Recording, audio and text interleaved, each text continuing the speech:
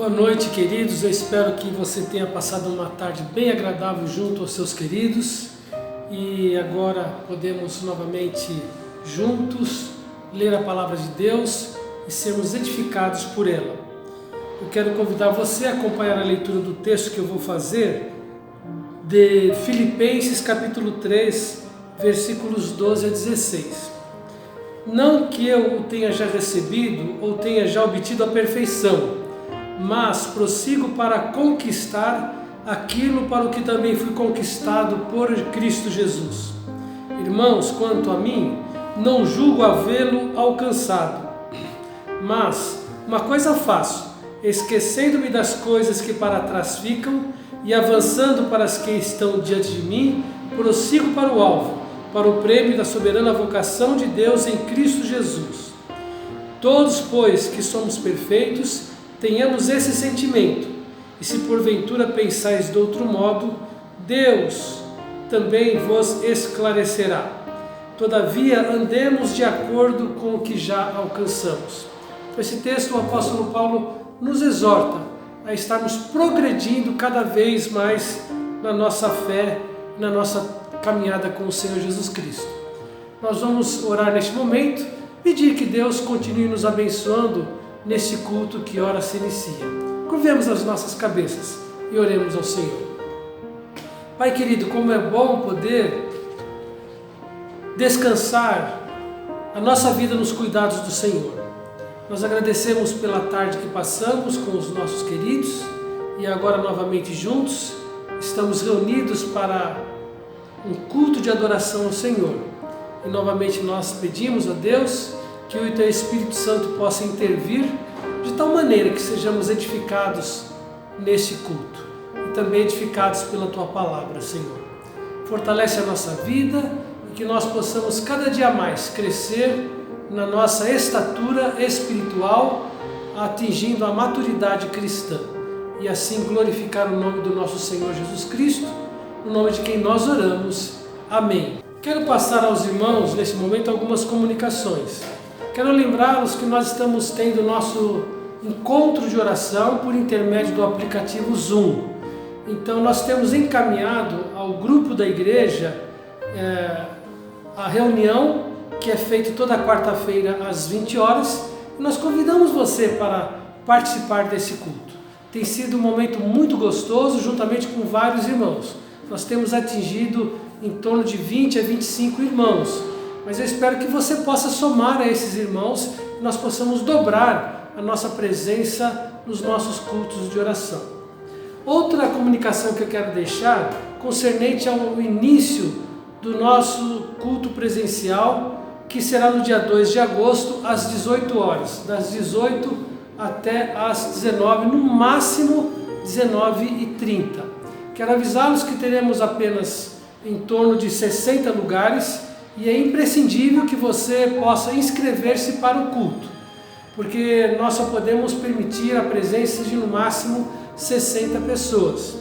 E também lembramos, estamos recomendando que pessoas acima de 60 anos permaneçam em suas casas por questão de segurança e também crianças abaixo de 8 anos de idade. Não é uma imposição, não é uma obrigação, mas é uma recomendação e esperamos que todos possam atender a esta recomendação. Esses irmãos aguardem mais para frente para participarem do culto. Também estamos querendo avisar aos irmãos que ao chegarem na igreja, acatem as orientações que serão dadas pelas pessoas que estarão preparadas para isto. Recomendamos que você venha com máscara, porque não será permitida a entrada no culto sem a máscara. Também, se você pode trazer o seu próprio álcool gel, embora nós teremos aqui também, mas por sua própria segurança, e que você possa trazer uma garrafinha de água. Nós estamos recomendando, estaremos não permitindo a utilização do bebedouro. Então, se você puder trazer a sua garrafinha de água, você traga. E se puder também evitar o uso dos banheiros, seria ótimo para você também, embora eles permanecerão abertos e disponíveis para quem precisar usar. Eu creio que se nós seguirmos as orientações, todos nós podemos nos reunir respeitando os distanciamentos, no mínimo de 1,5 m a 2 metros, evitar aglomerações em qualquer lugar do nosso templo. Então, desde já eu agradeço por poder contar com a compreensão de todos os irmãos que estão me ouvindo.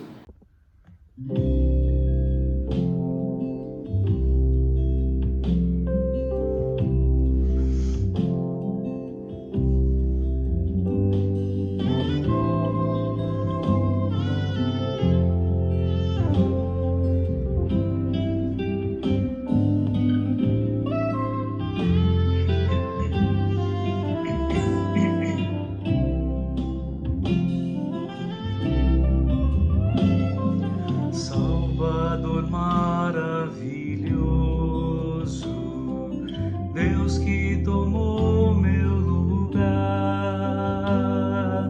Cordeiro entregue ao Calvário, morto pra nos salvar, oh, morto pra nos salvar.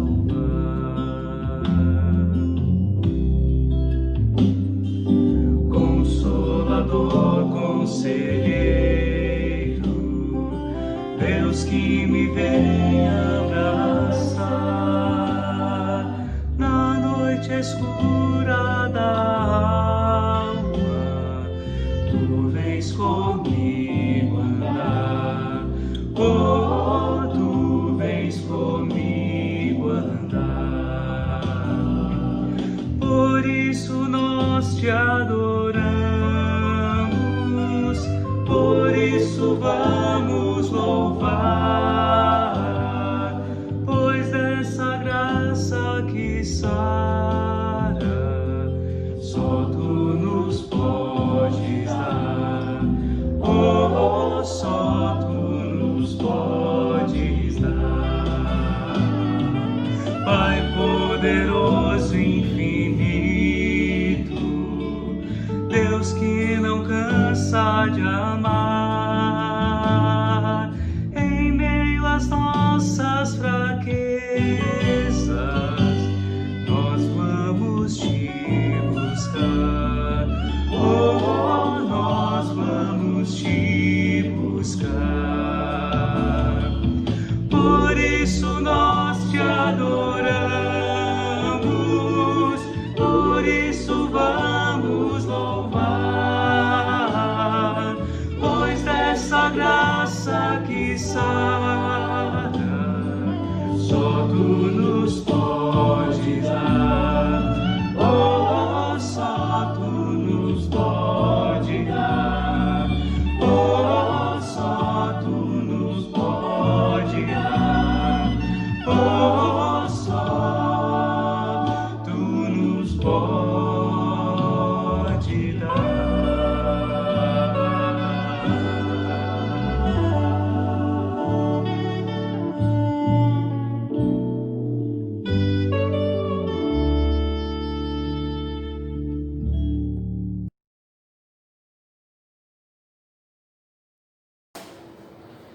Queridos, estamos novamente juntos para continuar meditando sobre a vida de José. Antes de nós iniciarmos a nossa reflexão sobre a vida deste homem, eu quero ler 3 textos. O primeiro, que foi lido pela manhã, que está em Hebreus capítulo 11, versículo 22, onde nós estamos considerando alguns heróis da fé que foram registrados aqui nesta galeria de capítulo 11 de Hebreus. Diz assim: pela fé José, próximo do seu fim, fez menção do êxodo dos filhos de Israel, bem como deu ordens quanto aos seus próprios ossos. Então esse texto aqui está vinculado com o texto de Gênesis capítulo 50, versículos 22 até o versículo 26, que diz assim, 23 a 26: viu José os filhos de Efraim até a 3ª geração, também os filhos de Maquir, filho de Manassés, os quais José tomou sobre seus joelhos. Disse José a seus irmãos: eu morro, porém Deus certamente vos visitará e vos fará subir desta terra, para a terra que jurou dar a Abraão, a Isaque e a Jacó. José fez jurar os filhos de Israel, dizendo: certamente Deus vos visitará e fareis transportar os meus ossos daqui. Morreu José da idade de 110 anos. Embalsamaram-no e o puseram num caixão no Egito. E outro texto que eu quero deixar com vocês está no livro de Êxodo, no capítulo 13, versículo 19, quando Moisés sai do Egito em direção à terra prometida.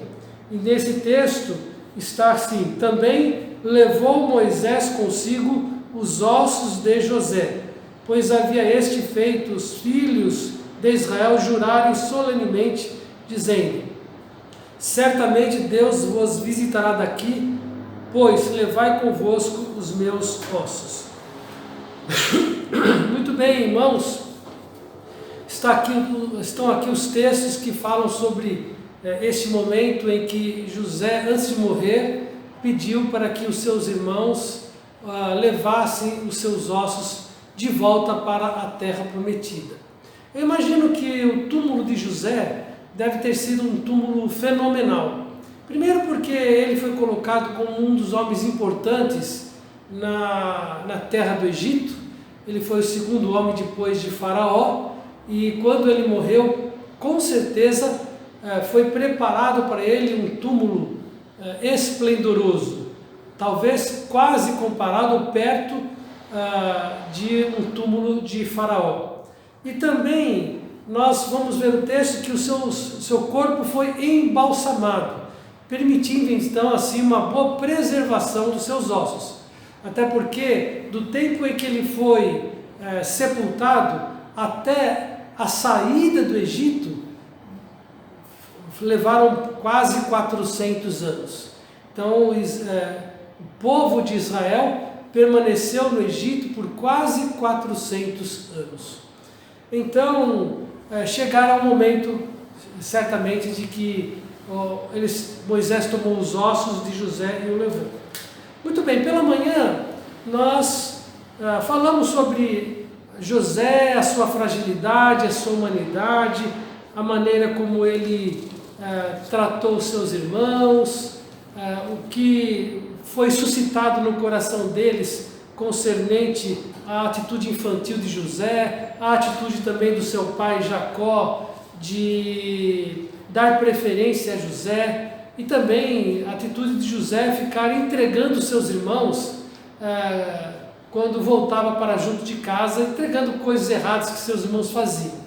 E estas atitudes suscitaram ódio no coração dos irmãos. José tornou-se alvo de uma conspiração, motivo de chacota. Ele foi humilhado pelos seus irmãos, vendido a uma caravana de ismaelitas, comercializado no Egito, e como escravo de Potifar, fora caluniado pela mulher de Potifar e injustiçado pelo seu senhor.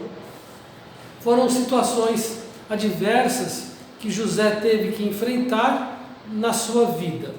E em momento algum, José perdeu a sua fé, perdeu a sua esperança, e eu acredito até que as circunstâncias difíceis que José passou, Deus usou para trazer maturidade e amadurecimento para si. Tanto que nós podemos observar na vida de José muitas qualidades, boas qualidades, qualidades tais que nós precisamos considerar e imitar também. E certamente, porque José tinha uma boa atitude na sua vida, não obstante as circunstâncias que ele enfrentou, ele foi lembrado por Deus, e a Bíblia fala que em vários momentos que Deus era com José. Deus quer ser com você também. Ele quer dirigir a sua vida, Ele quer te abençoar. Deus tem um plano para você, como tinha para a vida de José. José sabia de alguma forma que um dia ele seria exaltado. Ele não sabia exatamente quando, mas os sonhos que ele tinha, ele entendeu que fora recado de Deus, fora instrução de Deus para a sua vida. E ele pôde perseverar na hora da aflição, na hora da provação, porque ele vislumbrava um futuro brilhante que Deus já havia lhe orientado, Deus já havia lhe informado. Ele estava aguardando o momento certo do agir de Deus. E José teve que passar por muitos anos em situação difícil. O texto diz que quando José foi vendido à caravana dos ismaelitas, ele tinha 17 anos de idade.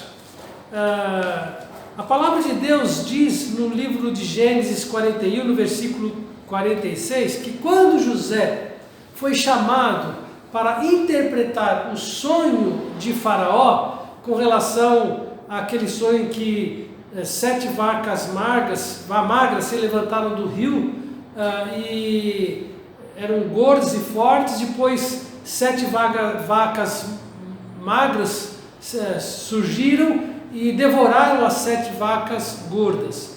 Depois ele fala das espigas fortes e bonitas e grandes, depois surgiram 7 espigas também mirradinhas, e essas espigas mirradas devoraram as espigas boas.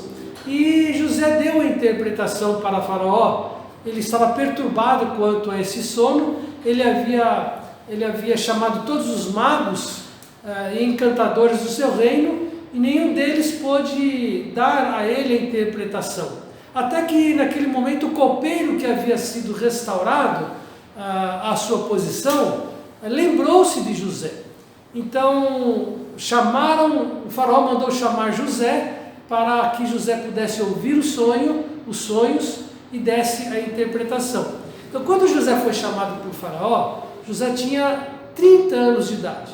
Então entre o tempo em que ele foi vendido para os ismaelitas até o tempo em que ele foi chamado para interpretar o sonho de faraó, demoraram 13 anos. E então José pôde interpretar o sonho de faraó e José aconselhou o faraó a colocar bons administradores, competentes, sábios, que pudessem juntar no Egito todos os mantimentos possíveis, para que quando viesse o tempo de fome, de escassez, o Egito já estaria preparado e com recursos suficientes, não somente para enfrentar aquela crise, mas também ajudar outros povos. Então o faraó entendeu que José seria a pessoa mais sábia, que tinha Deus dos céus para orientá-lo quanto a esta tarefa. E então José foi colocado como o segundo homem no reino do Egito, como assistente de faraó. E passaram-se os 7 anos de fome. E José então, com sua boa administração, ele conseguiu comprar todas as terras dos vizinhos por mantimento. E passados 7 anos, chegou então os anos de fome. 2 anos depois do período de fome, os irmãos de José vieram para o Egito e para comprar mantimento para poder superar aquela crise, suportar aquela crise que também havia abatido no lugar onde eles estavam morando. E José então, você conhece a história de José, ele então, num determinado momento, ele se apresentou para os seus irmãos e o próprio José mencionou que eles haveriam de permanecer no Egito, que José iria sustentá-los, porque ainda faltavam 5 anos. Então, recapitulando, desde o tempo em que José fora vendido pelos seus irmãos, até o reencontro com os seus irmãos, houve um tempo de 22 anos. 22 anos que José ficou longe do seu pai, longe dos seus irmãos, mas orientado, conduzido e dirigido por Deus. E nós queremos observar, nesses minutos que nós temos, nesta reflexão deste momento, as atitudes de José em meio às circunstâncias da vida. José passou por momentos muito difíceis, muito, porque aos 17 anos ele fora vendido e tornou-se escravo até os seus 30 anos de idade. Ele viveu como escravo. E depois então passou por um período de prisão também, lá no Egito, por causa da difamação da esposa de Potifar e por causa da injustiça que lhe fora cometida. E também José passou por momentos bons. Ele começou a crescer a partir do momento, ele cresceu a partir do momento em que ele pôde interpretar o sonho de Faraó, e Faraó então o colocou como o governador do Egito. Porém, mesmo na casa de Potifar ou na prisão, José, por causa da sua atitude, ele passou por momentos agradáveis também. E nós queremos observar as atitudes de José durante todo o período da sua vida, nesses anos em que ele passou longe dos seus irmãos, mas na condição de escravo e também na condição de senhor do Egito. E eu quero observar aqui essas atitudes. A primeira atitude que eu gostaria de frisar e observar é que José, a cada responsabilidade que ele recebeu, ele mostrou-se um homem muito diligente. Se nós voltarmos para o livro de Gênesis, no capítulo 39, no versículo 4, nós temos o registro dessas informações que diz: logrou José mercê, ou seja, favor perante Potifar, perante ele, a quem servia, e ele o pôs por mordomo de sua casa. Então,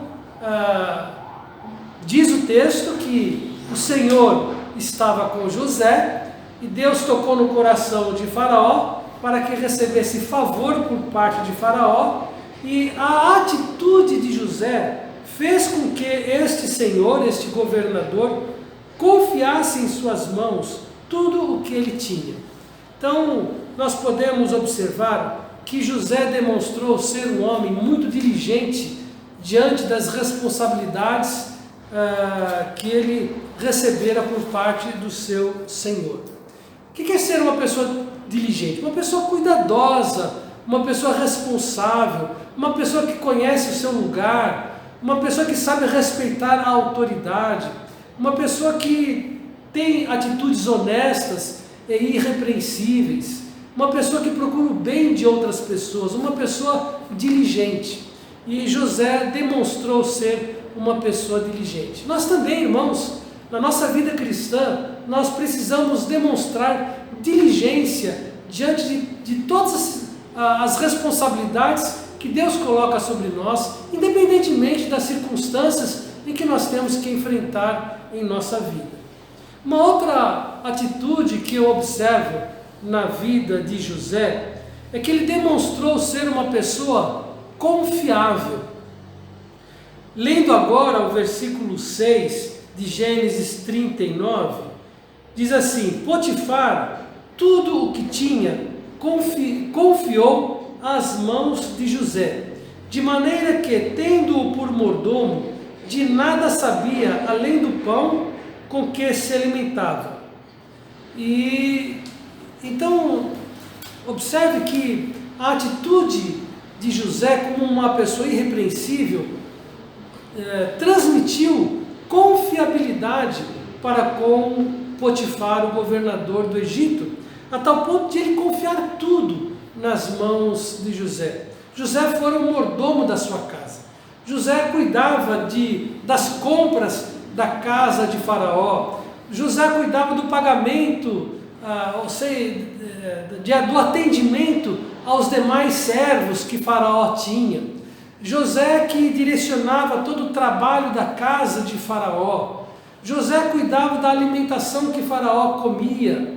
E, enfim, José cuidava de tudo na casa de Faraó, de Potifar, porque ele se tornou uma pessoa confiável. E Potifar confiou tudo o que ele tinha nas mãos de José. Dinheiro, bens, estavam sob os cuidados de José. Irmãos, a nossa vida tem que ser de tal maneira que as pessoas possam confiar em nossa palavra. A tua palavra de Deus diz: seja o seu falar sim, sim, não, não. O que passar disso vem de procedência maligna. A nossa vida, irmãos, tem que ser condizente com aquilo que nós falamos. E nós devemos, portanto, também demonstrar uma vida de honestidade, de integridade, a tal ponto que as pessoas possam de fato confiar em nossa palavra. E José demonstrou essa atitude de tal forma que ele tornou-se um homem confiável. Outra atitude que podemos observar na vida de José é que ele era um homem fiel a Deus. Aliás, a sua diligência, a sua atitude de ser um homem irrepreensível, honesto, adveio do fato de que ele era fiel a Deus. Eu creio que tudo que José fazia, ele tinha aquele princípio de fazer como ao Senhor e não aos homens. E com este pensamento, então, ele tinha uma vida irrepreensível, porque ele era um homem fiel a Deus. Ele era um homem fiel aos princípios estabelecidos por Deus. Ele foi um homem fiel ao seu comprometimento com o seu senhor Potifar. De maneira que, quando aquela esposa tentou seduzir José, ele jamais se permitiria cair num pecado de adultério em se relacionar com aquela mulher que era casada com o seu senhor. Ele mesmo disse que o seu senhor lhe havia confiado tudo, menos a sua mulher. Em outras palavras, ele não poderia tocar na mulher de Faraó, de Potifar.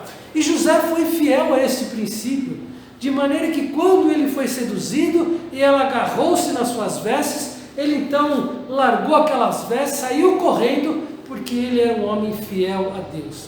Era um homem que tinha princípio de vida santa, como Deus é santo. Irmãos, a Bíblia requer de nós que sejamos fiéis a Deus. A palavra de Deus fala: o que se requer de um dispenseiro de Deus é que ele seja encontrado fiel. Está descrito no livro de Timóteo, quando Paulo orienta Timóteo concernente ao seu ministério. Mas eu vejo, irmãos, que esta palavra que Paulo deu para Timóteo não se direciona apenas aos pastores, aos diáconos, mas ela se dirige a todos os homens, porque todos nós, em alguma área da vida, somos despenseiros de Deus. Ou seja, nós somos servos do Senhor diante de todas as responsabilidades que Deus coloca sobre a nossa vida.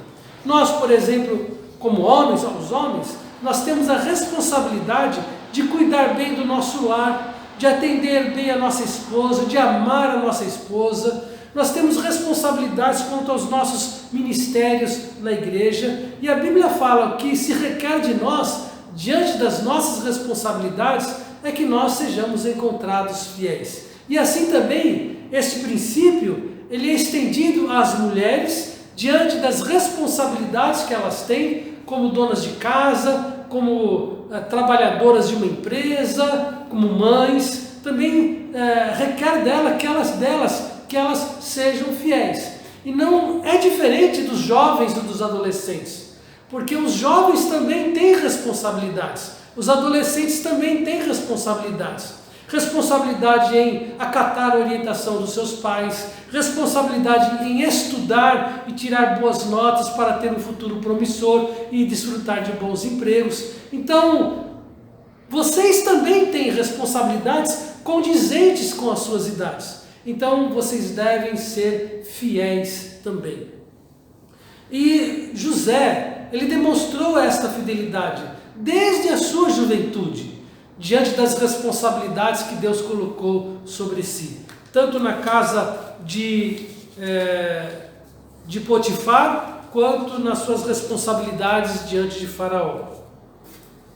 A Bíblia fala também que uma outra qualidade que nós podemos ver na atitude de José é que ele era um homem paciente. Lembra-se que nós falamos, demorou 13 anos até ele ser conduzido a Faraó para decifrar, interpretar o seu sonho. Mas em momento algum, nesses 13 anos em que José viveu no Egito como escravo, ele reclamou, ele murmurou, ele questionou com Deus. Não há nenhuma palavra de questionamento, simplesmente José vivia dia a dia esperando o agir de Deus para aquele momento em que Deus iria mudar o rumo da sua vida. Então José demonstrou ser uma pessoa paciente, mesmo lá na prisão. Quando ele interpretou o sonho do copeiro e do padeiro e disse que o copeiro iria ser restaurado à presença de Faraó, novamente na sua posição, ele pediu para aquele copeiro lembrar-se dele. Mas aquele copeiro demorou 2 anos. Somente quando o Faraó teve o sonho é que ele lembrou-se de José para chamá-lo para dar a interpretação do sonho de Faraó. Então, José também mostrou ser uma pessoa paciente quanto à direção, ao propósito e à vontade de Deus para a vida dele. Irmãos, nós precisamos também aprender a sermos pacientes. Talvez Deus coloque em nosso coração sonhos, e esses sonhos serão realizados para a glória do Senhor, dentro do plano e do propósito de Deus, mas no momento de Deus e não no nosso momento. Uma outra atitude de José que eu destaco é que ele foi um homem sábio. A palavra de Deus diz: o temor do Senhor é o princípio da sabedoria. E José temia a Deus. E o próprio Faraó reconheceu que não haveria de colocar outro homem para cuidar da sua nação naqueles tempos de abundância e de escassez, senão um homem sábio. Está descrito lá em Gênesis capítulo 31, versículos 37 a 40. O próprio Faraó reconheceu que José seria a pessoa certa, porque ele demonstrou ser um homem sábio. E a última atitude que eu observo na vida de José, não obstante o ódio dos seus irmãos, não obstante ele ter sido vendido, não obstante ter recebido os piores tratamentos que poderia receber dos seus irmãos, ele pôde perdoar os seus irmãos quando ele deu-se a conhecer para os seus irmãos. Os seus irmãos temeram que José pudesse vingar aquilo que eles fizeram no passado, mas José aprendeu a perdoar os seus irmãos, e ele mesmo disse: olha, vocês de fato me fizeram mal. Ele não tirou a responsabilidade dos seus irmãos, mas ele entendeu que por meio daquilo Deus havia tornado em bem para levá-lo ao Egito e colocá-lo naquela posição, para que ele fosse um instrumento de Deus para preservar a sua família naquele tempo de crise e de fome. Então, mediante tudo isso, José, confiando na soberania de Deus, ele aprendeu a ter um coração perdoador também. Irmãos, que nós tenhamos também o coração sempre disposto a perdoar aqueles que nos ofendem, aqueles que nos machucam, aqueles que nos magoam. Entendendo que até mesmo através dessas ações de pessoas contra nós, de alguma razão, Deus poderá usar para o nosso próprio bem. Assim, irmãos, que nós possamos também, a exemplo de José, mostrar em nossa vida como servos de Deus, qualidades tais como essas. Que possamos ser diligentes, pessoas confiáveis, pessoas fiéis a Deus, pacientes, sábios e com o coração pronto para perdoar. E se nós demonstrarmos esta atitude, nós podemos desfrutar do cuidado de Deus sobre as nossas vidas também, porque a Bíblia fala que o Senhor era com José, e o Senhor será conosco também. E nós haveremos de ter o cuidado, a proteção, a orientação de Deus e um final feliz por buscarmos estas qualidades em nossas atitudes também. Irmãos, que Deus os abençoe. Mais uma vez, que tenhamos uma semana cheia de bênçãos na presença do Senhor. Oremos a Deus neste momento. Pai, muito obrigado pela Tua palavra, pelo exemplo e pela vida de José. Que nós possamos também, mediante a Tua graça, demonstrar essas atitudes em nossas vidas também, porque somos filhos do Senhor. Que as nossas atitudes nos identifiquem com o Senhor Jesus Cristo. No nome de quem nós oramos. Amém. Que Deus os abençoe. Chegamos ao término desse culto e antes de nós orarmos encerrando, quero deixar esse texto bíblico que traz a bênção araônica sobre nós. Disse o Senhor a Moisés: fala a Arão e a seus filhos, dizendo: assim abençoareis os filhos de Israel e direis. E eu digo para vocês: o Senhor te abençoe e te guarde.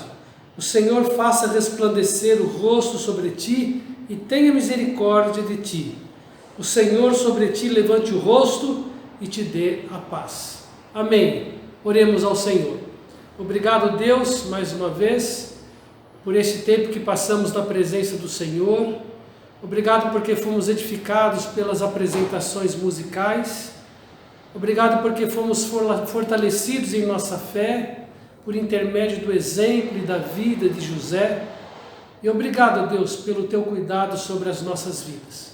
Estamos, ó Deus, pedindo que a tua bênção esteja sobre cada família, cada membro da nossa igreja, que tenhamos uma semana rica da tua presença, que sejamos, ó Deus, praticantes da tua palavra e que possamos mostrar Cristo através das nossas palavras e das nossas ações. E que também os nossos pensamentos sejam pensamentos que agradem ao Senhor.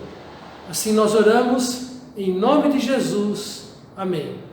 Amém. Que Deus abençoe. Uma boa semana para vocês. Quero lembrá-los então que dia 2 de agosto, primeiro domingo deste mês de agosto, estaremos reunidos às 18 horas no nosso culto presencial. Primeiro culto depois deste recesso que nós tivemos. Boa noite, obrigado.